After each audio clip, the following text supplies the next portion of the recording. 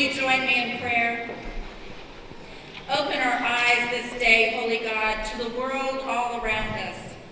Open our ears to hear the stories of those around us. Open our hearts and minds to the complexities of people and the systems in which they live. Our view is too often narrow and our vision incomplete. Provide us a heavenly awareness, something a bit closer to your perception of life and the world. This is our request in the name of Jesus. Amen. Amen.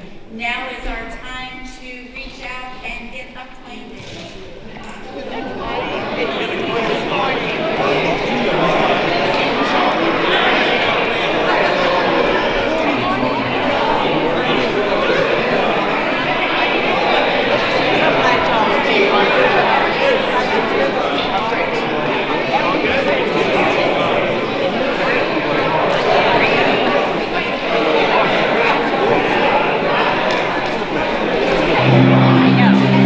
Yeah.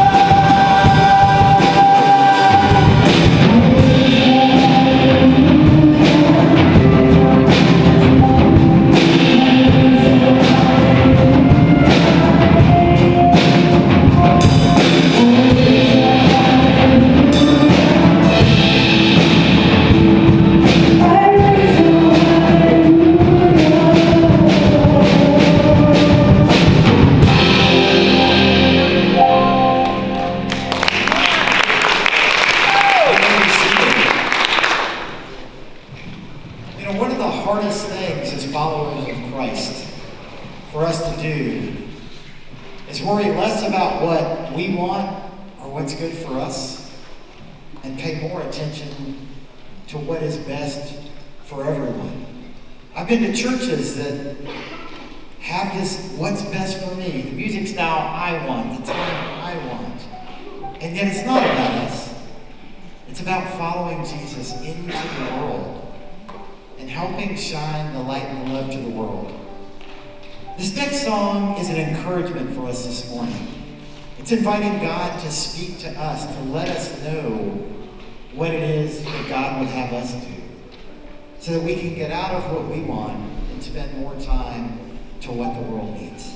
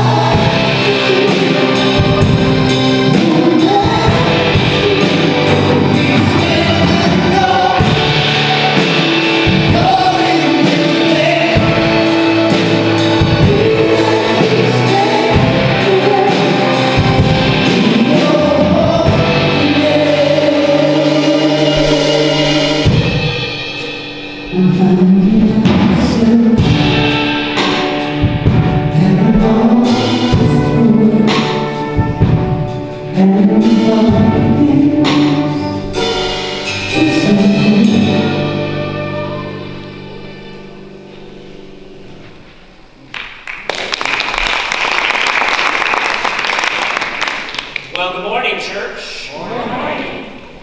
What a great day it is to be together as community, to be together as we strive to put love first in all things here at Cypress Creek Christian Church. This is a community that continues to talk about the love first life. And what we do here in worship, in study, and other places is to practice it so that when the opportunity arises on Monday, on Thursday, or next Saturday, to challenge that, but maybe you're better prepared to put love first in at least most things. hoping that someday we might get to all things. I do want to extend a special welcome to guests or visitors who are with us this morning. And I want to remind all of you that in your worship guides you find a blue card. Please take a moment to fill that out and let us know how we can pray for you this coming week, something this church takes very seriously. Have a number of things going on in the life of our congregation. First, you may have noticed when you walked in, the NAM Christmas bags have arrived.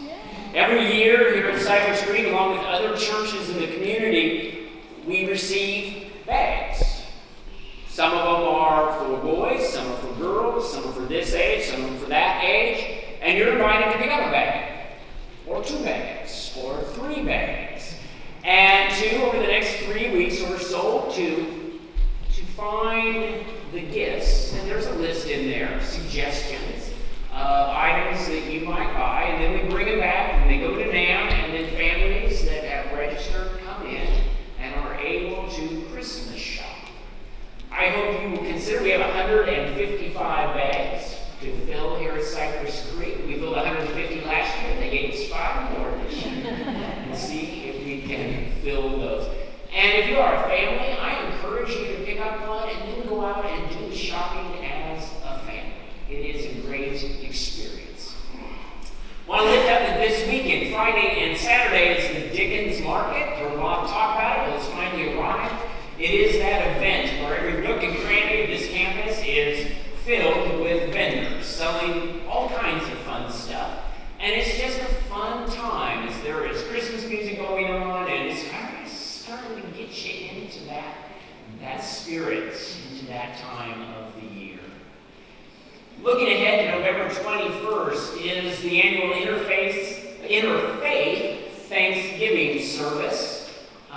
It is always the week before Thanksgiving, so this year will be on November 21st. It's going to be at Holy Comforter Episcopal Church. Father Jimmy, the priest there, a friend of mine, will be leading the service. But there are young people from all kinds of different faith traditions that are going to be speaking. And so I think it will be a wonderful occasion, and I hope you will consider coming and sharing in that service.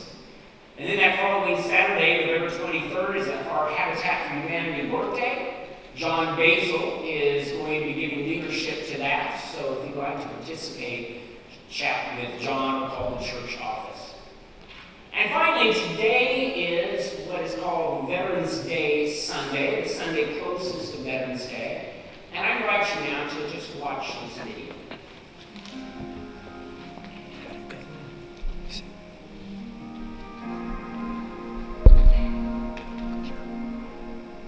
Good morning, I'm Ron Elliott. My family and I have been coming to Cypress Creek Christian Church for about 4 years. We're thinking about Veterans Day somewhat today, and I was in the military for 22 years. My wife was in the military for 8 years. My parents were hippies protesting Vietnam, and my grandparents were World War II veterans. I'd like to recognize this morning all my fellow veterans. If you'd make yourself known where you are, if you want to stand up and just raise your hand, we'd like to take note of you. Thank you for coming this morning.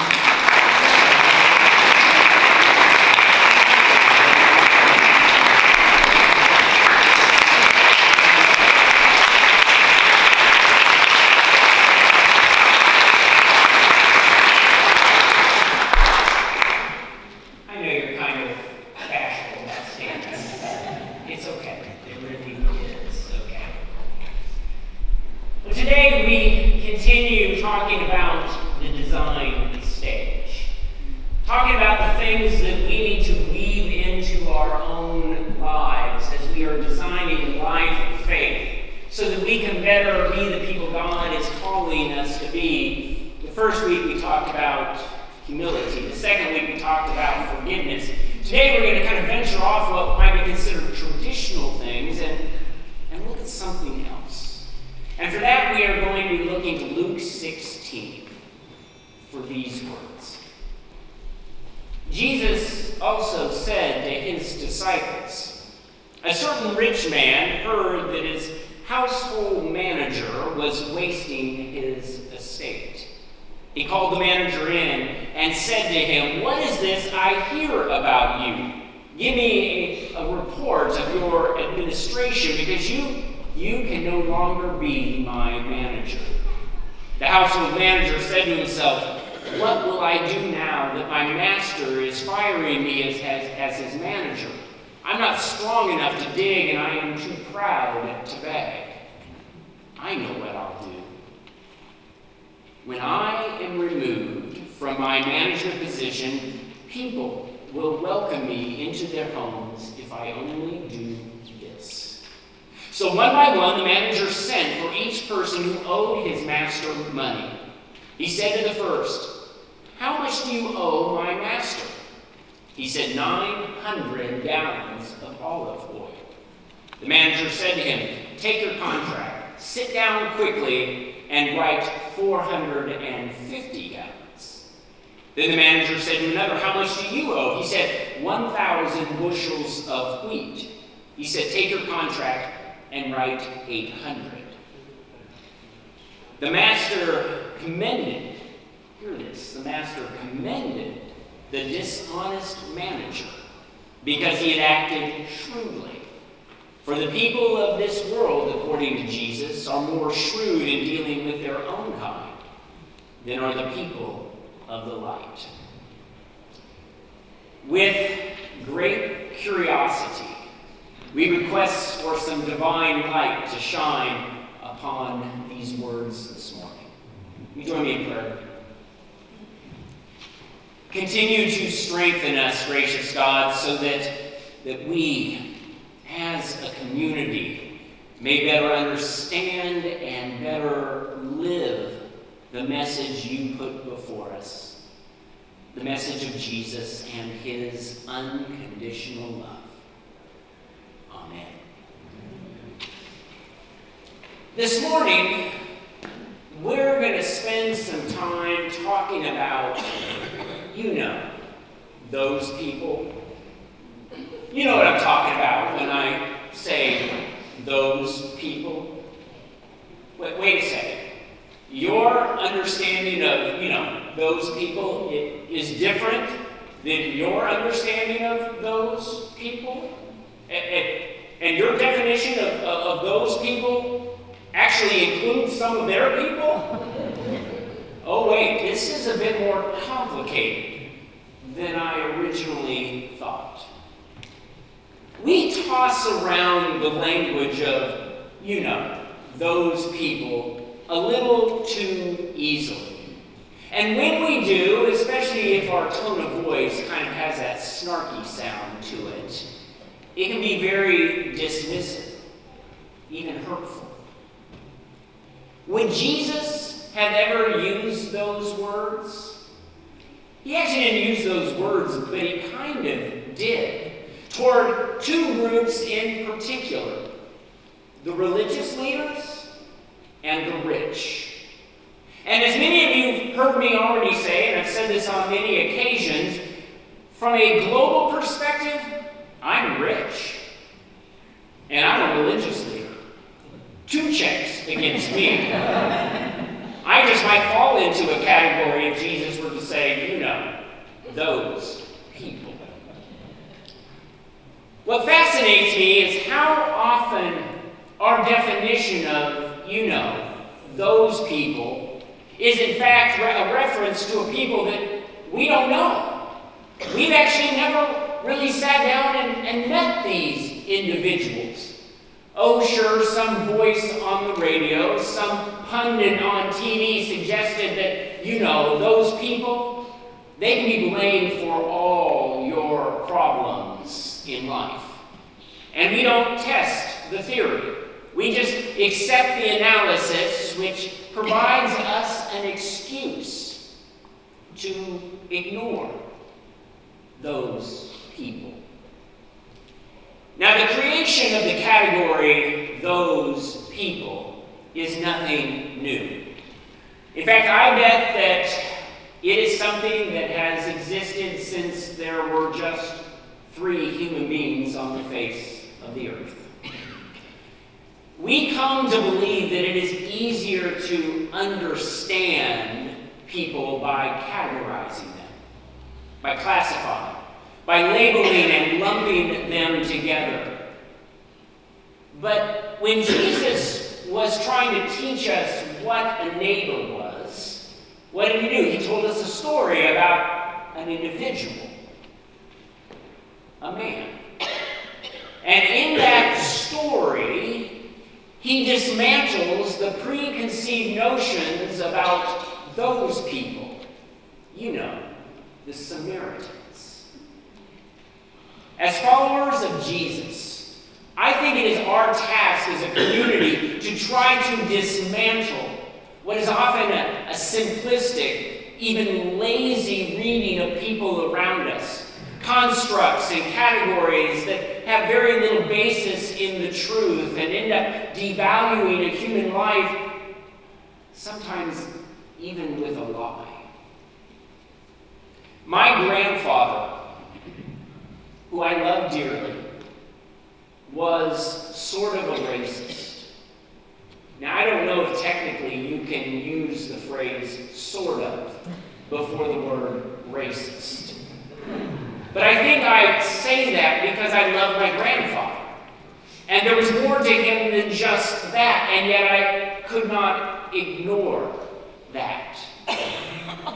And yet toward the end of his life, his understanding of, those people, in his language, those colored folk.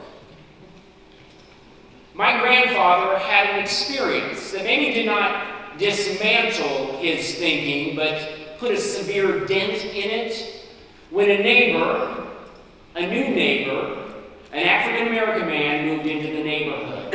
And that man loved gardening as much as my grandfather loved gardening. And suddenly, at least for that individual, my grandfather's ill-informed ideas no longer made sense. So how do we change? How do we get past thinking in terms of these categories and these groups and talking about, those people? Today we're going to be putting on our mining gear, because I want us to go and dig deep into this scripture, but we're going to do it quickly. Did you get the basics in the story? We got a rich guy. The rich guy has a manager who oversees the rich guy's business dealings. The rich guy is not happy with his manager, and the manager sees the writing on the wall. He's going to get fired. And he doesn't want to dig ditches. And so he comes up with a plan to get himself invited into the homes of those who owe his boss a share of their harvest, their produce, their yield. He makes a deal with them, cutting what they owe by 20 to 50%. And this manager, at the end of the story, is described as dishonest and shrewd, and yet it appears that he is held up as a model. Are you as confused as I am? Yeah. This is where context, the historical context, is everything. The rich man, he probably lived in the southern region known as Judea. The farmer, along with other farmers, probably lived in the northern region, up in Galilee. The reason the rich man was able to demand so much of the farmers was because of Roman occupation. Rome had a large army that required a lot of stuff, like olive oil and wheat. So Rome taxed the farmers in Galilee at an extraordinarily high level, beyond what most of them could pay. And in time, they were trapped. And so wealthy individuals in the south would come north, and they would gladly accept the debt owed to Rome on the farm, and by paying the debt owed to Rome, they would take the farm. What they would do is they would allow the farmers to stay on the land, assuming that they would continue to work the land, while the wealthy that now owned multiple farms would renegotiate the tax rate with the Roman Empire, lowering it so that they could profit off of what they had done. leaving the farmers, now tenant farmers, with no property rights, no wealth, nothing at all. And so Jesus tells us a story that appears to praise a dishonest and shrewd individual. Confusing. Most scholars, if you read their interpretation of this, offer 5 or 6 interpretations and say that I'm not too sure exactly which one is right, and they all might be wrong.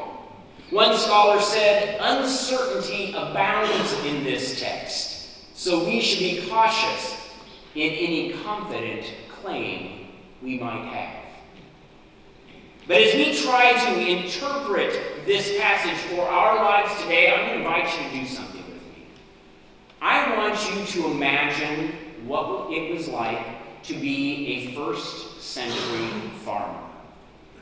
This land that you've been working has been in your family for generations, and suddenly you find yourself stuck. There's only one option. An option that will leave you just one step above a common slave. Simply because the Roman Empire demanded more than any farmer could pay. Leaving you to turn over your land to someone who promises to get Rome off your back. People outside the community of farmers do not understand. They look upon these farmers who lost their land and they lump them all together and they say, you know, those people, they're just lazy. They couldn't keep a budget. They lost their farms. A sad, very sad bunch of folks. But then Jesus tells a story. And he recognizes you. He acknowledges your situation and the way it really is. He demonstrates an awareness of what has occurred. It doesn't change your situation, but somebody understands the complexities, the difficulties, the immoral actions of a system that really didn't care about who you were, just only what you could produce. You had felt as if you had lost your identity, your value as a human being, your purpose in life, and then someone shows up and tells a story that sheds light on the darkness of your context, demonstrating an awareness of what really happened. Back in the mid-90s, I took a group of youth on a mission trip to Kentucky. In the 4 months leading up to the mission trip, I put together 4 study sheets, giving information about the area we'd be going to. The first one was real basic. What is the geography of Kentucky? What's kind of the layout? What's the state capital? What's the, flower or the tree of Kentucky? But each month I gave them a new one. And they began asking or sharing statistical information about what the poverty line was in Kentucky and what the dropout rate was in high school and things like that. And then we finally got to Kentucky. We were assigned a couple. We were going to put a new roof on their house. And the first night, after working, getting back to the church where we were going to be sleeping, I noticed some confusion among the youth, and I wasn't able to quite understand what was going on. It took me 2 or 3 days to realize what had happened. The youth had shown up in Kentucky with this very narrow vision of what Kentuckians were like, based upon all the statistics I had given them. And then they met Dwayne and Susan, who owned the house. Dwayne had health problems and was unable to work. Susan was working 2 jobs, minimum wage. They were able to pay just their mortgage, but sure couldn't come up with the money to put a new roof on their house. Suddenly, the one-dimensional statistics didn't quite hold up as the youth fell in love with this couple and their situation. It just no longer made sense as they had understood it going there. Immediately after the story of the dishonest and shrewd manager, we find a parable. It's the parable of the rich man and Lazarus. The story tells us about Lazarus, who is poor. He's actually laying on the ground. He has sores on his body. He's hoping that some crumbs from the rich man will fall to him and that he can eat. But the rich man just kind of walks over him, ignoring him. And then the story says that Lazarus was swept away up to be with Abraham while the rich man went to the place of death where he was tormented. Most people, most preachers like to focus on that part of the story, where one was swept this way and one was swept that way. But I think that misses at least a key point, if not the point of the story. We hear about a rich man and Lazarus. Rich people were understood to have value. How did you give a person value? You knew their name. Instead, Jesus just kind of throws the rich man into this category. And the person that usually isn't named is named in the story. Does he do this to say, we should say, oh, you know, those rich people? Or is Jesus trying to do something else? Is he doing what he always does, which is to flip things on their head, to try to shed some light where it's only been darkness, to allow us to see things a little differently? It feels as if Jesus is telling us to step outside of our bubbles, where it's so easy to dehumanize by categorizing people, to step beyond the classifications that rarely are true, and to instead educate ourselves, to sit down and talk with somebody, to meet someone, to listen to their stories, and to listen to the complexities of their lives. It's as if Jesus is telling us about the importance of awareness. Sister Helen John, best known for her book, Dead Man Walking, made into a wonderful movie, has recently put out a new book. It is her spiritual memoir entitled River of Fire. In it, she restates one of her long-held beliefs. She said, human beings are always worth more than their worst mistakes. Human beings are always worth more than their worst mistakes. Yet we have a tendency to define people solely upon their mistakes and then categorize them, or to define them based upon their circumstance without actually understanding that they had no control over their circumstance, or defining people based upon their failures, when in fact it wasn't entirely them that caused the failure, or labels that others have attached to people that fall sadly short of acknowledging the real person that is there. In the story of Jesus, Jesus speaks of the manager as shrewd. That's how we translate the original Greek. The root word of the Greek there is the word frame. It's mind or heart.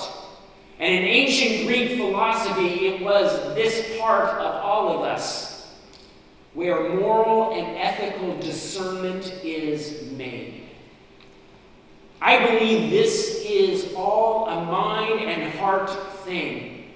If we're going to be aware of what is really going on, we need to educate ourselves. We need to begin to understand the context and the things that are not easily seen. And then it needs to become a heart thing, where we actually go and sit down with these people that society has too easily categorized and dismissed altogether. Because when we do the hard work of the head and the hard work of the heart, what we need is not a category, not a classification, not a group. We need a sister or brother in the family of God. And that is what we need to be about in a world that really likes to classify and group people, because then we can dismiss them. But as I read Scripture, Jesus didn't seem to dismiss anyone. Well, maybe the rich religious leader, which I think is just maybe human. But even that, I love how Jesus talked to them and talked about how certain people that the rich religious leaders hated how they were going into the kingdom of heaven ahead of you. At least you're going. I love that passage. You join me in prayer. Holy God, you know us. You know the complexity of our lives, the complexity of the world in which we are trying to live our lives. No single designation can define a human life, yet too often we grab a hold of such designations, and in doing so we dehumanize and disenfranchise an entire swath of your beloved creation. Challenge us to question and examine, to dig deeper, to begin to gain an awareness, a perspective that more resembles your divine vantage point. Help us to put aside the easy and often meaningless or even misleading classifications that do not represent the true nature of our sisters and brothers. It's not easy. It kind of seems to be almost human nature. And yet, by the modeling of Jesus, by the power of your Spirit, we can do this hard work. To step over those lines, to enter into groups that too many have dismissed, and actually talk and meet and come to love, those people. We ask this now in the name of Jesus. Amen.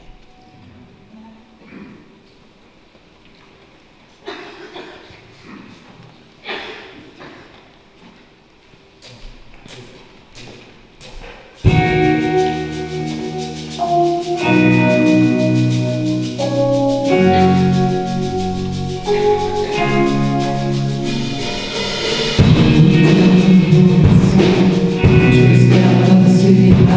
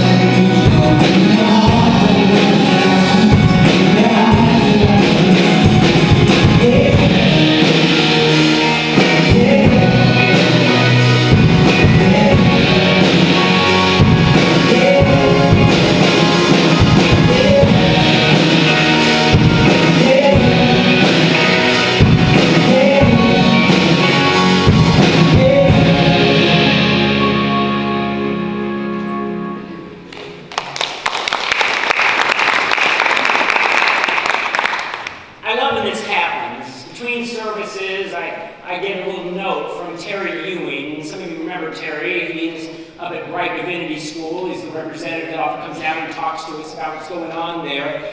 And this was in his note. It's from a quote from Richard Rohr. Affirming people's potential is more important than reminding them of their brokenness. Affirming people's potential is more important than reminding them of their brokenness. When we classify and categorize people, what we are doing is just reinforcing their brokenness, their pain, their experiences, some of it which maybe was a choice, but so often maybe was beyond their power. They just found themselves thrust into this. And then by kind of dismissing them into a category, we define them solely upon that.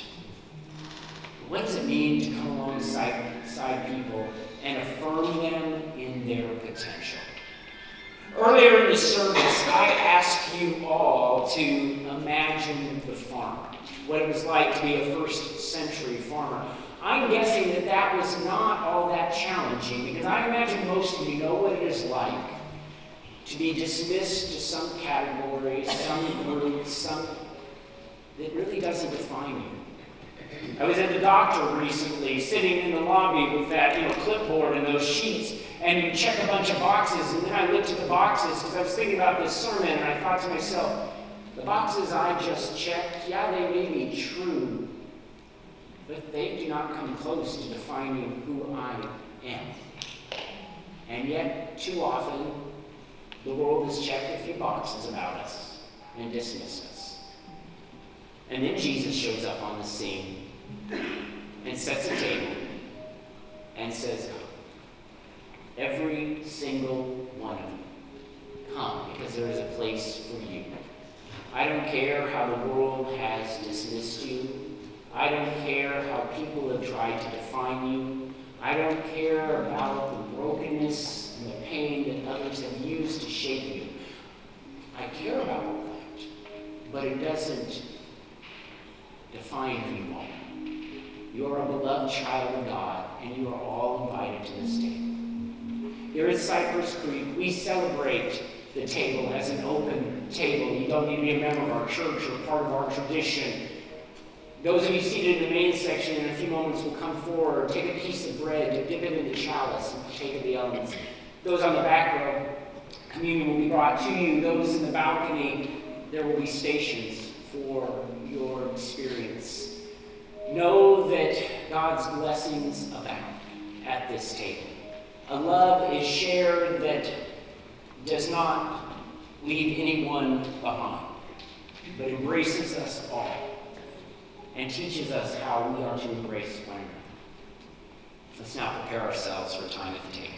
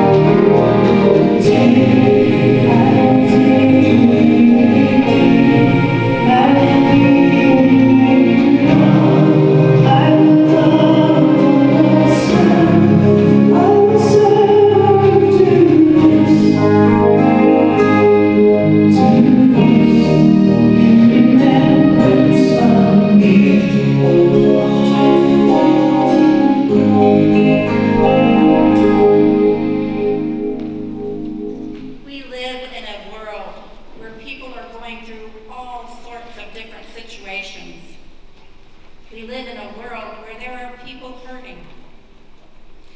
This table is not only open to those people, but to all people. There is no barriers or fences into the kingdom of God.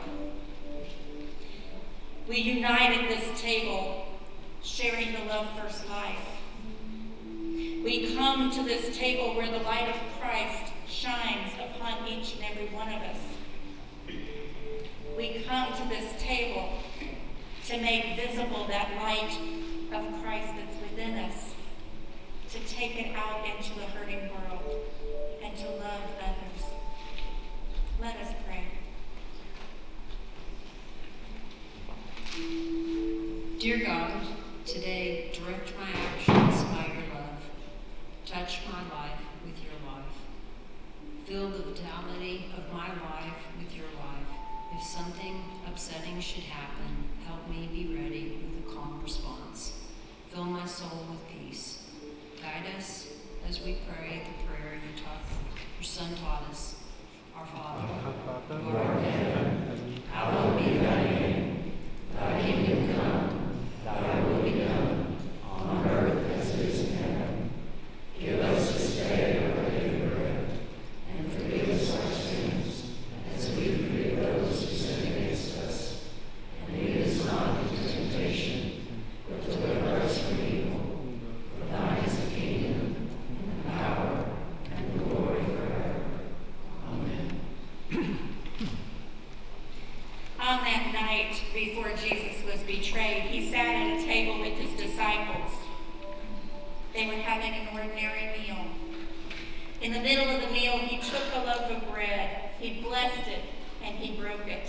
He gave it to the disciples, saying, "Take and eat from this, all of you, for this is my body broken for you." In a like manner, he took the cup, and after giving thanks, he gave it to them and said, "Drink from this, all of you. This represents the blood of the new covenant for the forgiveness of sin."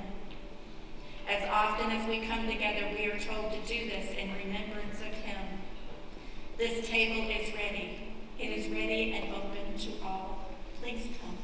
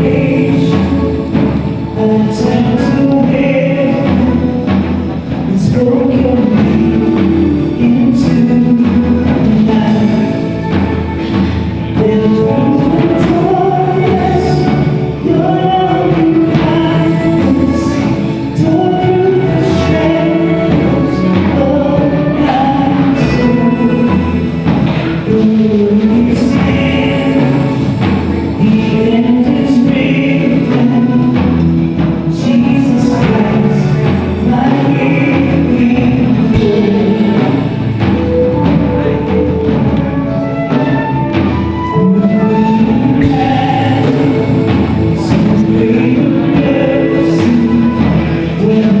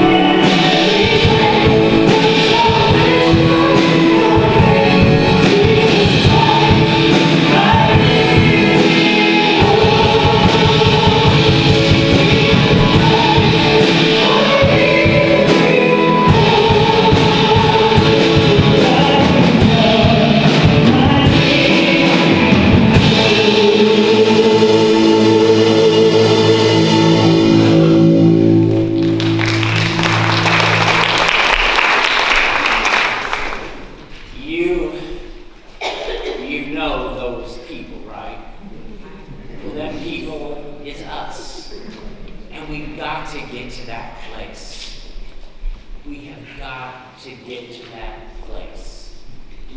It is, as I read Scripture, so crystal clear that Jesus wanted us to be community, where there was nobody else standing on the outside looking in. We were just community.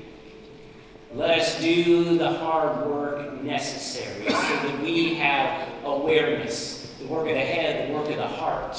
Let us educate ourselves, but let us also risk stepping over boundaries that people have set up and to discover that their people are people just like us that have stories and experiences that sometimes we can understand and relate to, and sometimes stories and experiences that will enrich our lives because we chose to listen.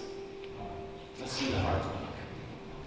Here at Cypress Creek Christian Church, every Sunday we extend an invitation. It is an invitation to become a part of the faith community, and it is an invitation to give one's life to Jesus Christ. And if today you wish to respond to that invitation, you can come forward as we sing, or you can meet with one of our elders and pastors after the service.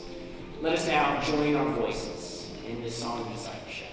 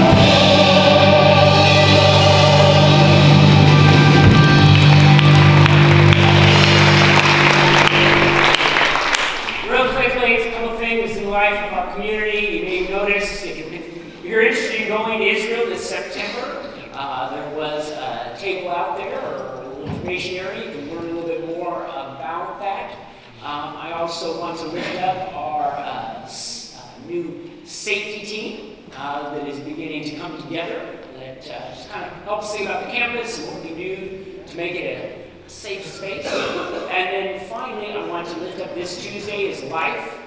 LLIFE, Leading Loving Individuals from Exploitation. We're going to be having, again, the prayer time as we do every second Tuesday of the month.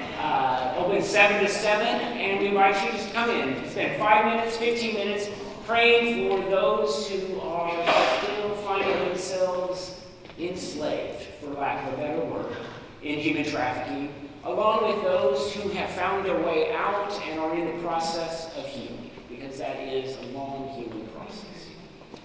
I invite you now to take the hand of somebody close, and let us join together in our closing prayer. Gracious God, may your love and